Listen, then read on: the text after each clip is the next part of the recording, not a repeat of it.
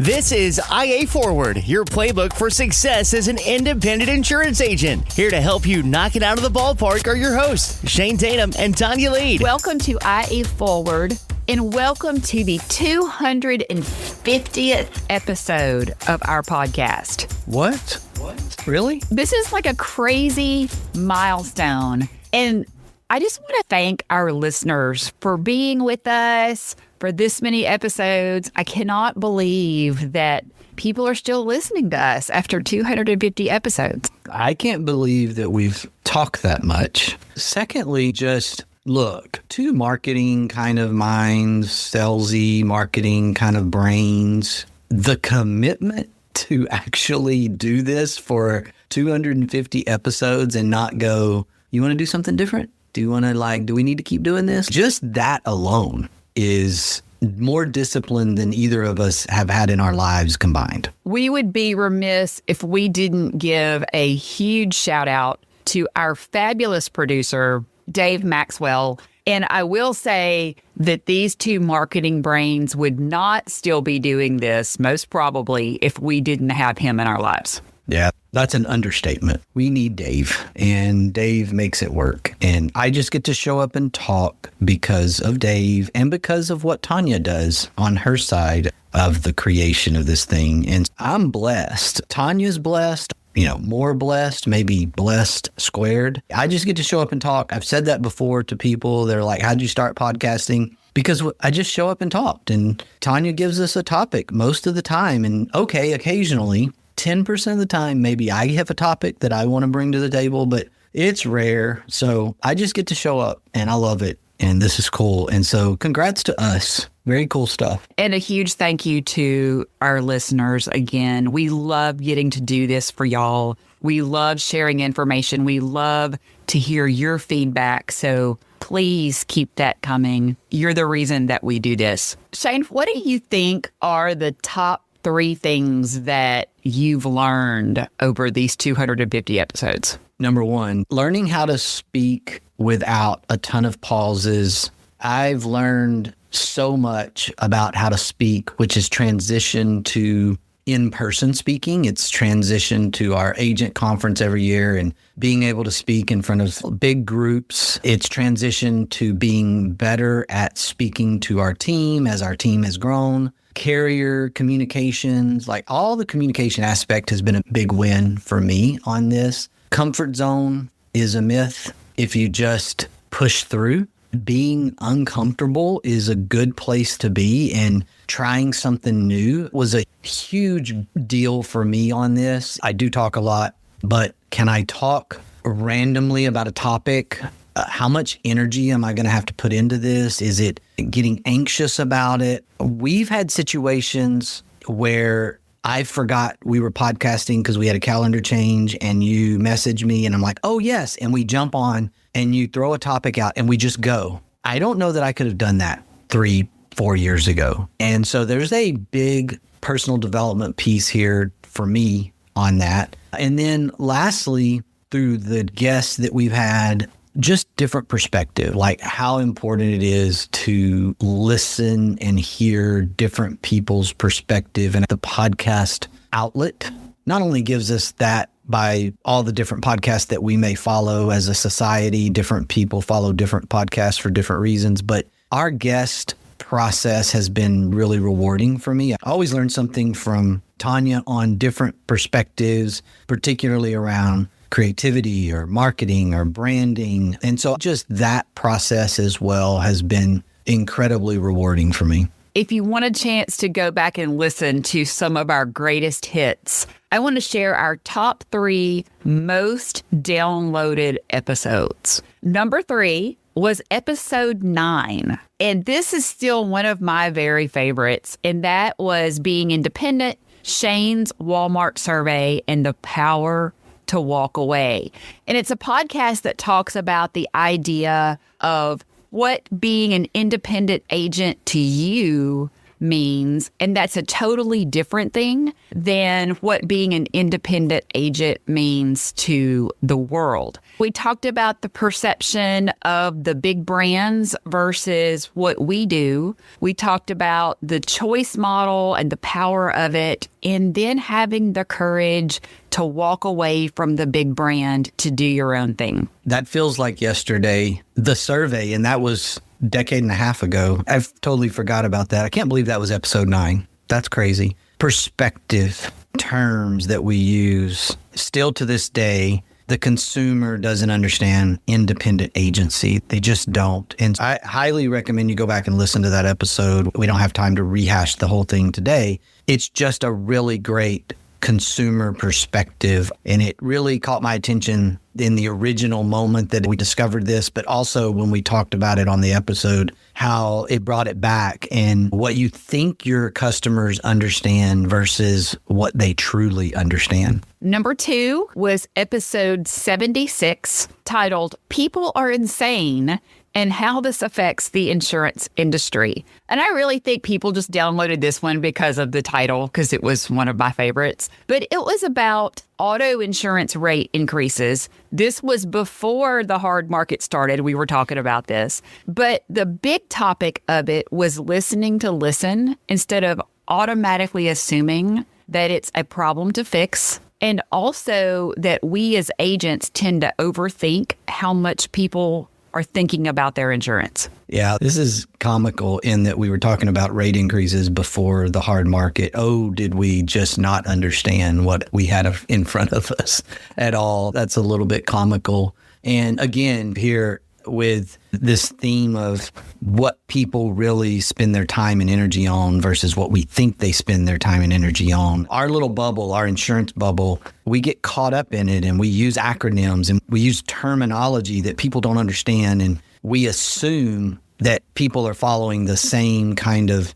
things that we're following, and they're not. It's no different than you're not reading medical journals like your doctor does, and you don't understand the latest tools and methods in healthcare. The doctor doesn't come in and talk in cryptic language to you. If they have a really good bedside manner, they talk to you in terms of common sense and try to give you a comparable that you can relate to. And we have to continue to get better at that as well. Our number 1 most downloaded episode was episode 8. And one of my personal favorites, Let's Talk Life Insurance with Jeff Havard and Robbie Jabor. And I don't think I have ever laughed during a podcast session the way I laughed during this one. It really makes a lot of sense when you listen to it because we were talking about how to successfully add life insurance products to your portfolio. We talk about relationship building, how to lead with life insurance from a personal and commercial perspective, golf games, marketing. But if you just need a great laugh, episode 108 is a good one. If you have ever been in a room with Jeff Havard and Robbie Jabor together, you just start laughing. I remember sitting down to record the episode and laughing started. Somebody made a comment and Jeff took a jab and Robbie took a jab back and it just started. It's a great episode. Jeff's an incredible guy as well as Robbie and very intelligent. This is not shocking, but then it is surprising as a property and casualty podcast that your life insurance topic made the number 1 podcast. And the only thing that's a little disappointed, I'm a little hurt on is that the gap between the 1, whatever that number is, and 250. So I don't know if that means we're falling down on our game, like we're losing our edge, like we need to pick it up a little, or it's just that we've made it to the top and now we're just trying to stay there. That episode was just so much fun that maybe people even listen to it more than once. Yeah, So check it out. Episode 108. You'll love it. And there's really great information in it. Not only is it funny, it is a fantastic way of looking at expanding your portfolio and how to add life insurance if you have that P&C personality. But our topic today, if you've listened to any one of the 249 previous episodes, you have heard Shane mention the stop doing list. I've been hearing Shane talk about the stop doing list for almost 8 years. However, he's never really given great instructions on how to do that. He just says, make your stop doing list. I don't have time to stop doing stuff to try to figure out how to make a stop doing list. And earlier this week, I found a process to create a stop doing list. This is very comical that we're talking about this. When I got this kind of thought from you, I was waiting to go into my make fun mode. And we're going to do that a little bit today. The fact that we're going to create a process for stop doing list, the answer is stop. Make a list and just stop. Now, we're going to give you a more formal process because that's what we do. We need complicated. We don't need simple. And we're complicated creatures. And we're such an advanced society today that we need to create more around this idea of stop doing list. And I was waiting for that intro because I knew it was coming. We're 250 episodes in. The honeymoon is over. We're down into the real jabs and are you serious? What are you talking about? But hey, I know this is split. I recognize half of the room on this topic is going to be like, thank goodness you're giving me instructions. And the other half of the room is like, why do you need instructions to stop? You just stop. What's so hard about that? So I'm going to pause there. I'm going to tee that up for you to just help us understand why we need this process in order to be better here. I really started thinking about making a list of the number of random process ideas that are being thrown at me in a day. In the amount of time that I look at LinkedIn, Instagram, email, my head can't even fathom the number of processes that people are selling right now because it's January and we're all trying to figure out ways to do this better. Yes, the stop doing list, like I said, you've been talking about all of this time. I have notes in my margins of my calendars of, hey, do I need to do this? Does this need to go away? And usually I just implement it as I'm going along rather than making the list and saying, okay, how am I going to implement all of these things? I'll just say, hey, do I really need to be doing this? Going back to the book Essentialism. No, probably not. Okay, let's just make that go away. Or probably because I know if I put it on a list, I'm never going to get around to stop doing it, if that makes sense. It does. I'm laughing because it does. Like, that's the thing. We can't just stop. The whole point is stop. It's funny because I know what you're talking about because I've done it as well. And I continue to do it. I'm making fun a little bit, but I actually need to be pointing that finger back at myself as well. Just like you said, you're going to get organized. So you start making more notes in the side of your planner or whatever. And you're like, I do the same thing. Like I make more notes in my Moleskine and I make notes about getting organized and I make notes about being better. I make notes about planning to create the stop doing list. And then I can't find it in my Moleskine as I start flipping back through because 2 weeks go by. And I know we're going to go into this really actually very good process that you have discovered. And one thing I will lead with, which is not necessarily part of the process, I'm going to say this is like a 4 or 5 step process here that we're going to go through. I'm going to go back. I'm going to say there is a 0, like a level 0. It's starting with 1. I'm going to add 1 that's not here. I need you to just pause. I need you to just literally stop. I need you to breathe. That could be quiet time. It's just nothing. 5 minutes, 1 minute. Preferably make it 10 or 15 minutes, but most people that struggle with this can't do that. You get too antsy, things start flooding into your brain. I need you to stop for some period of time, set an alarm, set a timer, do whatever you need to do. And I just need you to do nothing. I need you to clear your head. I'm going to add that as step 0, because as we start going through these steps, what we make a lot of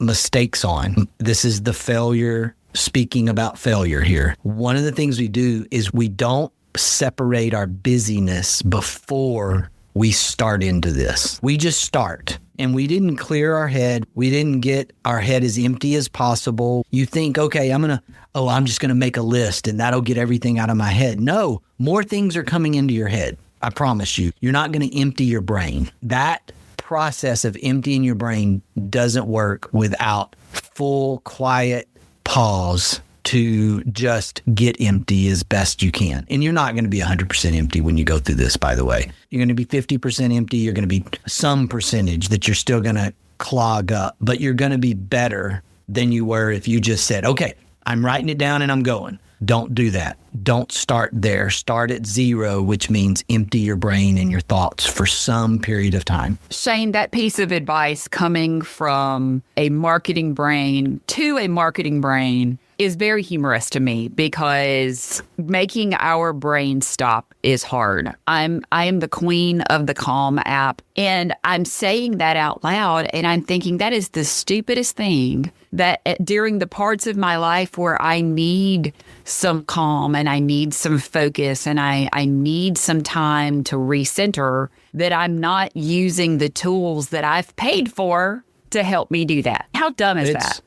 But it's natural. And the other alternative, because I understand the struggle with that, to just sit and be. Like my wife's favorite scripture is be still and know that I am God. And a lot of things, you'll see little things, and a lot of people have this, it'll start with be still and dot. And it's really vital here. The alternative for the crazy brain people out there that can't stop their brain, that their brain won't turn off, and you hear some voices and all that stuff that comes with that, find something you can do that's mind numbing. I don't know what that is for you, but there are things that are mind numbing. And what I mean by that is you can do it and be busy with it. And for whatever reason, you look up in 30 minutes and you haven't really thought about a lot of things. You've just been so focused on that mind numbing task.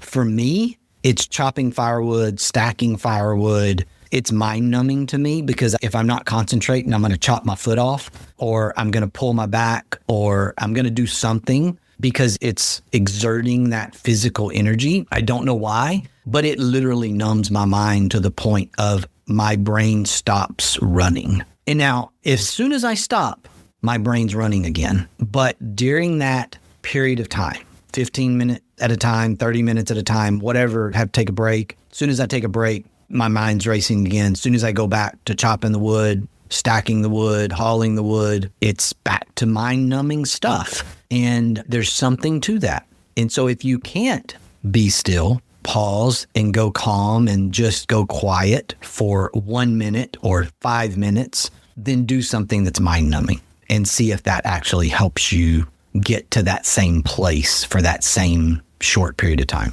Mine is speed turn drills for dance, working on getting Shanae turns as fast and tight as possible and running dance drills. And we actually have a room set up in our house that I can go in and do that. We have like our dance room, yoga room, workout area. For me, it is speed drills for dancing to really loud music. So know what your thing is that will clear your brain. Like Shane said, that's a fantastic place to start. But let's create our stop doing list. The first thing I want you to do is grab your calendar from last year. I hope you have not thrown your calendar away. Whether it is a physical calendar, if it's your digital calendar, for me, it's a combination of the two. But grab your calendar and know that this is going to take probably about an hour to 2 hours. So this was the funny part to me, is the hour, 2 hours, the 2 to 4 hours was referenced. Did you find it a little bit comical that this person that struggles with this, like us, like you and I, that we were actually going to be able to focus for 1 to 2 hours or 2 to 4 hours on, because it says find a quiet place. See, I'm not crazy. I'm not dumb. It says find a quiet place, be still. But she says we should reference this. This is Rachel Hollis. Okay. And she sends out a weekly postcard via email. And this is her annual calendar audit that she has been doing for forever. And it says that you're going to do this for 2 to 4 hours. Let me just tell you, I can't be still that long. I can't focus on any one thing for that long, especially that involves sitting down. But to me, this can be easily done in an hour. That's the irony of it. Let me be clear up front as I make little sidebar remarks. This is awesome. And Rachel knows what she's doing, and I am listening. And so I'm just saying, I'm trying to bring some realism into this to help you. It's okay. Like when I saw 2 to 4 hours, and I knew what you were going to say. I can't stay quiet and sit still for 5 minutes. Like, how am I going to do this? How are the people who need this the most going to focus for 2 to 4 hours? You're not, but you got to fight your way through it. It's okay. We're just got through with winter break, and I was throwing batting practice to my daughter who plays softball, and she plays in the Big 12 and very high level. She would hit 10 rockets in a row and then pop one up the 11th pitch. And it's, and she focuses on that one pitch, that one ball that she pops up, not the 10 rockets. The reality of it is that she's not going to be perfect. We aren't perfect beings. You're not going to be perfect. So when you take instructions like this, when you start a plan like this, it's okay to not be within the perfected range that the developer of the plan is suggesting. It's a suggestion. And if you do this for 30 minutes, great. If it takes you an hour, great. Just don't get caught up on that, because that's what happens. We don't need to do that. We need to just do the work, gather the tools, grab the calendar, grab the notebook, and sit down and do it as long as it takes you to do it, even if you have to stop and start and stop and start and go get a drink of water or go get some coffee or whatever. Don't get caught up on the suggested 2 to 4 hours. Review your year week by week. Go through your 2024 calendar, and for every event, and we mean everything from business meetings, workouts, volunteering, dinner with your spouse, hanging out with friends, going to a child's ball game, dance recital, everything in your calendar. Look at it and think, was this worth my time, energy, and resource? And did it align with my goals? Did it make me be a better person? Did I enjoy it? For every single thing on your calendar for 2024. That sounds overwhelming. But once you start going through, you're going to see some patterns really quickly. So I'm the commitment guy. And what the asterisk by commitment, honor your commitments, I'm that guy. I've spoken to a group of people about honoring your commitments. We're in a society that doesn't commit, and that's a problem. Here's the way I deal with quitting. Here's the way I deal with my stop doing list. I give myself permission annually to quit. And so when you're looking at this and trying to decide, was this worth my time? Was this worth my energy? Was this positive? Did I enjoy it? All those things that Tonya just mentioned. Just because you've done it, just because you committed to it last year, most things that you commit to, most things that are volunteer, that are energy drains, have some type of annual commitment. There's a few things that you might serve on some boards that have 3-year terms and 2-year terms and things like that. I get it. But there's a lot of things that are like, I don't have to keep doing this. Like, you can stop. And that's an important part of this. I'm not a guy that's commit to something and never show up, or commit to something and bail in 2 months. I'm not that guy. I don't encourage that. But I do think there's some type of annual stop-start opportunity that we should implement and give ourselves the authority to do. It's okay to drop some of those things. It's okay to stop doing some of the things that you absolutely do not like to do that drain your energy. It may be that you're in a different life cycle this January than you were last May. It may be there's a situation in your life that has changed. It may be that your relationship with your spouse needs more energy in 2025 than it needed in 2024. It may be that one of your children needs more attention this year because of an activity that they are doing. It may be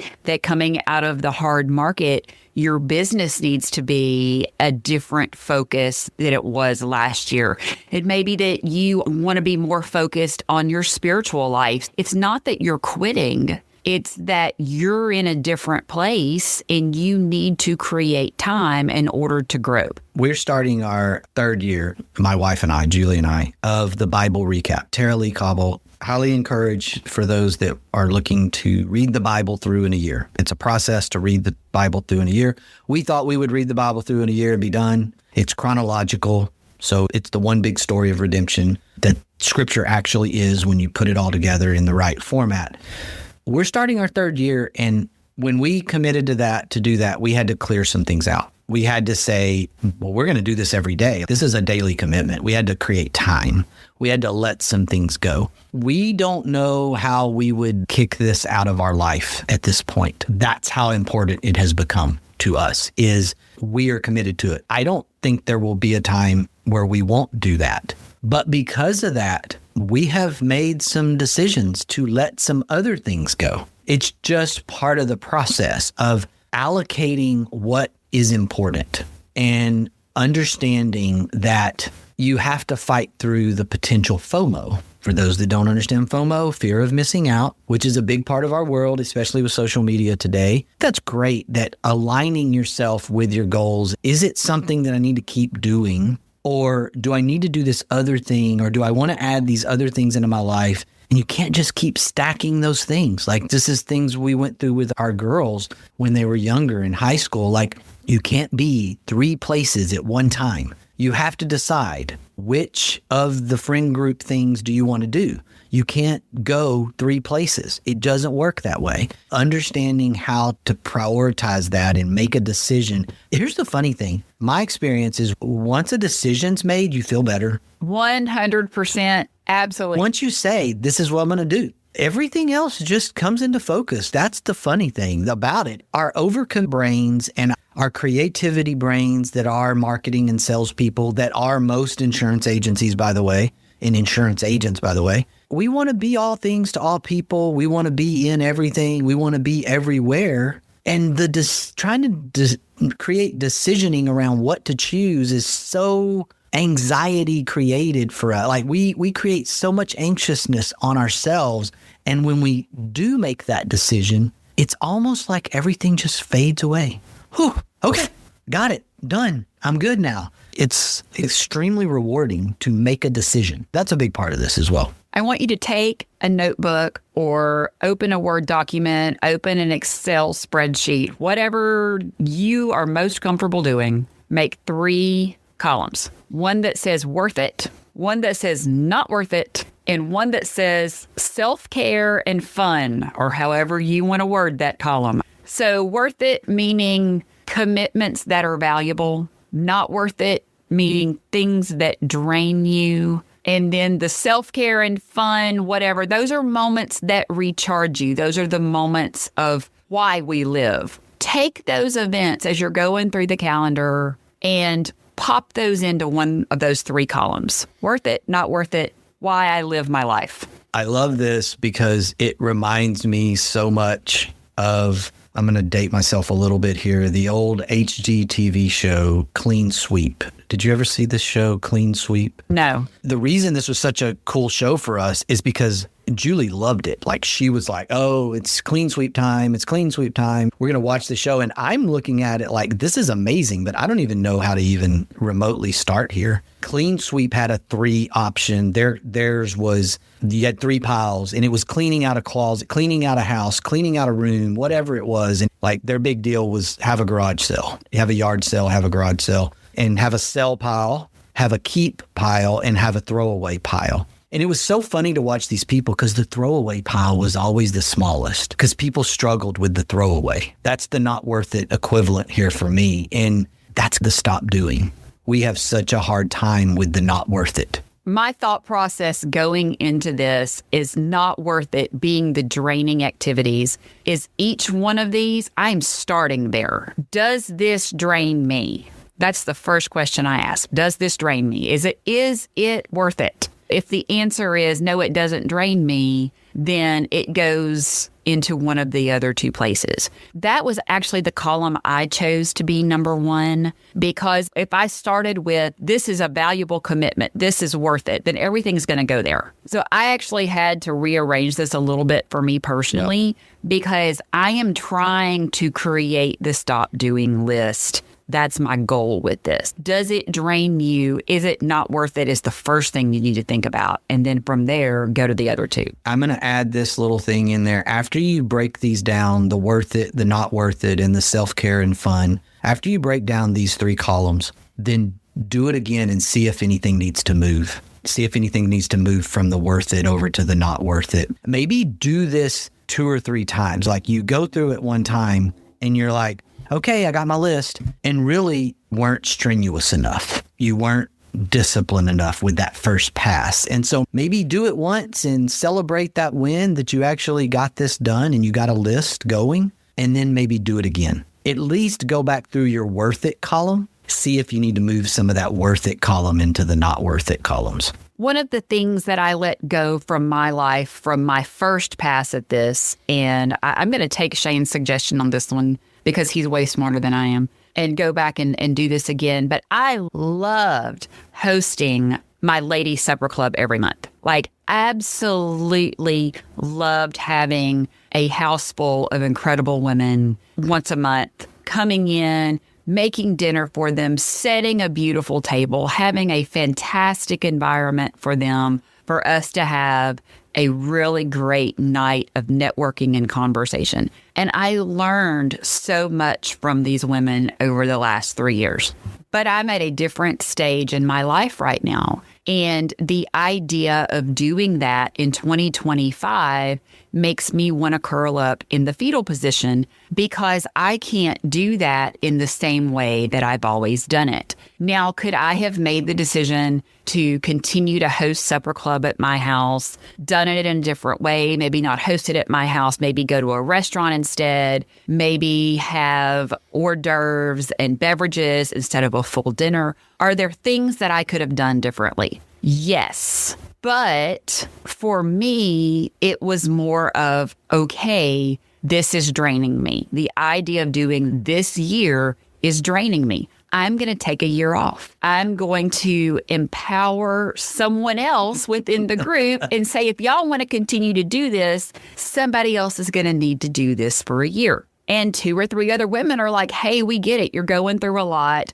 We're going to rotate at our houses. We're going to do the first month of the quarter at my house. Somebody else is going to do the second month of the quarter. Fantastic. It is going to keep happening. It's going to look different. They've given me the option if I want to come back in 2026 and take it back to my house. They're absolutely wanting and encouraging me to do that. But I was able to look at this group of people and say, hey, look, y'all, I can't do it this year. Just not in a place. And they were okay with it. People are going to be more respectful and more willing to help you out here if you are just straightforward with them about it. And I don't think we do that enough. We worry about that. Oh, I can't do that. I'm going to disappoint these people and I'm going to disappoint my friends. You got to take care of yourself and you got to make sure you have the capacity first. You can't serve others. I saw a post on LinkedIn the other day that I thought was really good. You can't serve others and be a servant leader and be servant minded if you're not in serving mindset. And you can't be in serving mindset without taking care of yourself. You just can't. It just doesn't work that way. After you have categorized this list, this is the fun one. Figure out which 20% of your actions gave you 80% of your best results. Look at the worth it stuff and figure out this was really worth it. This was where I used my time most efficiently. This was where I met the most people. This was the time that made 80% of everything else happen.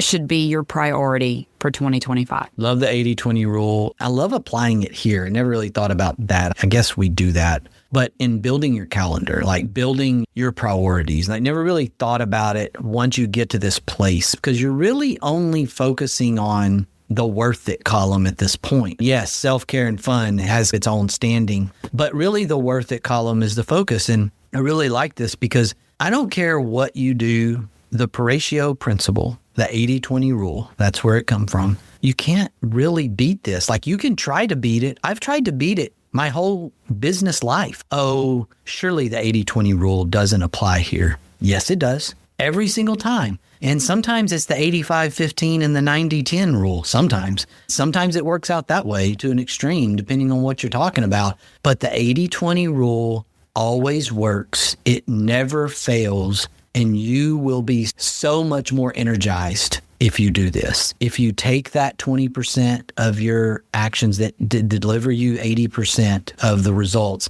that's going to be your priority. It takes all the guessing out of it. And when it's in black and white, it's amazing the weight that's going to take off of you. Now, you're going to start to second guess it and third guess it. Don't let yourself do that, because our brains are going to start going back into that mode. You've done it. You have figured it out. You have put it in black and white. And then take that information and put it in your calendar. I am a huge proponent of time blocking. If your brain works like mine, time blocking is an imperative. But put those things that are most important in your calendar. Put it in your calendar for the next 6 weeks. The things that are going to lead you spiritually, like Shane just talked about, the Bible recap, which, by the way, this is my second year to do it, and we're in Job.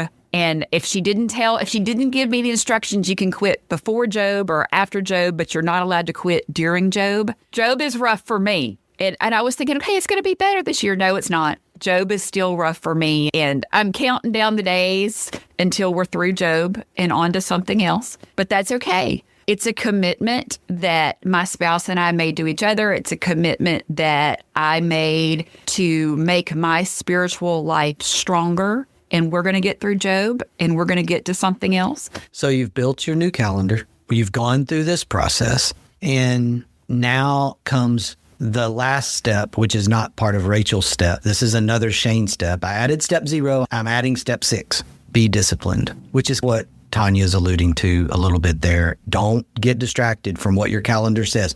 Be disciplined with this process. If you're disciplined for a day, you got a chance to be disciplined for a week. If you're disciplined for a week, maybe a month, maybe a quarter, and then before you know it, you've made it through the whole year being a more disciplined person. We have to listen to our calendar. That's the time blocking problem for me, is I create time blocks, I create things, and then it pops up and I don't want to do it at that moment. And I just decide to hit snooze or ignore. And we can't. We have to be disciplined. And since our audience is mostly independent agencies that are smaller to small mid-size, since 84% of the independent agencies across the country have less than 10 employees, here's what's amazing about creating a stop doing list and using a process like this to create that stop doing list and create a new calendar is it will give you time. And the thing that you need more than anything else right now in your life is time. And you can't create more of it without doing something like this, without being disciplined, without going through a process of getting rid of things that aren't really a priority for you and moving on beyond FOMO. And so be disciplined with this and listen to your calendar that you went through this exercise to create a month from now. Stick with it and just keep doing it and keep doing it. Don't give up. There are going to be days where you don't have this kind of discipline, but don't give up. It goes back to that idea of if you get a flat tire, you don't let all of the air out of the other tires, you fix the flat tire. So don't let one day or 1 week where you're not disciplined in this way make you give up. No, you didn't fail. You had a bad day. But that bad day doesn't mean the process was bad. On my husband's whiteboard in his office, he has written discipline versus disappointment. And you had a disappointing day. That's okay. Go back to being disciplined the next day. It's like the idea of a changing lifestyle when it comes to food, changing your fork habits, changing your exercise habits. if you miss a day or if you eat a honey bun that was grilled at the Waffle House, like that doesn't mean you have to eat one tomorrow. Get back on it. Get back in your calendar. It's okay. It's about the long-term infinite game that we have been talking about for 250 episodes of this IA Forward podcast. It's about the infinite game. It's been a blast doing this. I'm way out of my comfort zone at first, but now I can't wait to get on here and do these episodes and talk about things that matter. I posted something the other day as everybody was talking about motivation and new things. And by the way, you can hire a coach for anything. If you want to build a better ant farm, I bet there's a coach for that right now in the month of January. I'm just saying, there's a coach for everything. You don't need motivation. You don't. And I posted this on LinkedIn. I believe it. It's not motivation. You're a salesperson. You're a marketing person. More than likely, if you're listening to this, you're intrinsically motivated for the most part. You don't need motivation. You need discipline. And that's what this gives you. This calendaring, this process gives you discipline. We need discipline way more than we need motivation in our businesses. Thank you so much for listening to us. I am overwhelmed with the idea of that. And thank you for your support and for sharing your time with us and for letting Shane get all of his words out and letting me get all of my words out. And our spouses, thank you for that. Very much. They thank you for that. I'm going to leave us today with this quote from Shane's favorite president, Abraham Lincoln. Discipline is choosing between what you want now and what you want most. Attitude's a choice. Make a great one. Bye, y'all. At the Integra Partner Network, we understand that carrier access is the key to your agency's success. That's why Integra offers direct access to top-rated personal and commercial carriers, ensuring your agency thrives in today's challenging market. And with our comprehensive resources, profit sharing and bonus opportunities, technology and peer support, all while you retain 100% of your book with no penalties to exit. Integra is ready to empower you and your agency to find sustained growth. Find your way to Integra. Visit IntegraPartnerNetwork.com today. That's IntegraPartnerNetwork.com.